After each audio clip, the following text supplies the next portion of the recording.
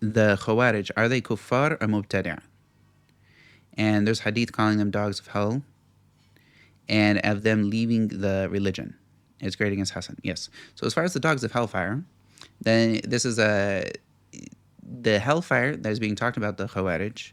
The majority of the scholars, they say that this is like the person who does a major sin, then he is threatened with the hellfire. And the people, the major sinners, they would be of the people that are deserving of the hellfire for a period of time, and if they're Muslim, they eventually come out.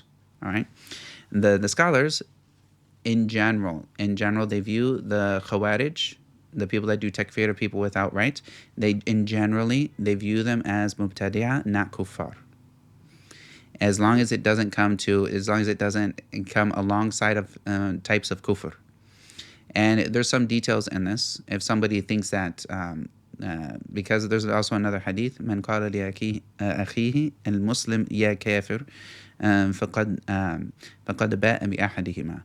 Like whoever says to his brother that is a Muslim, you kafir, he calls him o kafir to this person, then this comes back on one of them.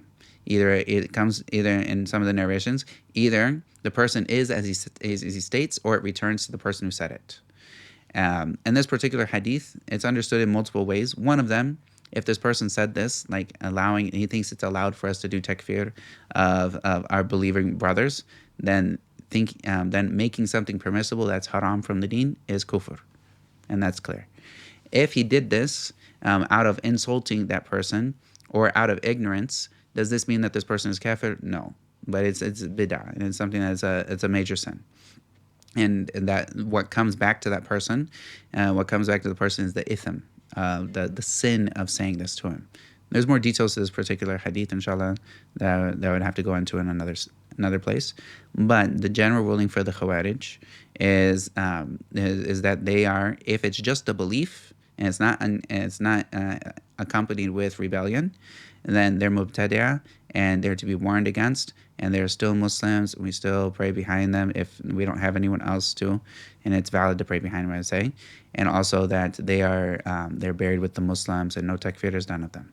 And these statements that are talking about them leaving the deen, it doesn't mean leaving the deen as a Muslim, but rather it means they're leaving the obedience of the deen that they should have, and that it would be appropriate for a Muslim to have, not that they are actually kuffar. And if we were to look back at the statements of the scholars in regards to them, we'll find that they don't do takfir of them in general.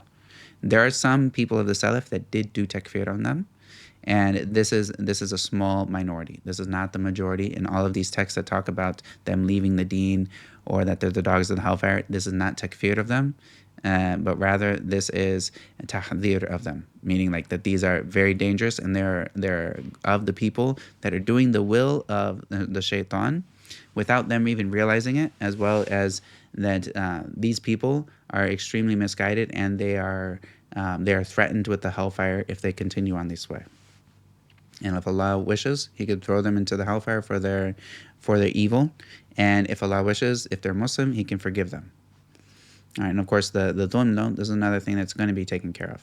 And if someone oppresses another Muslim, then that person's rights will be taken care of.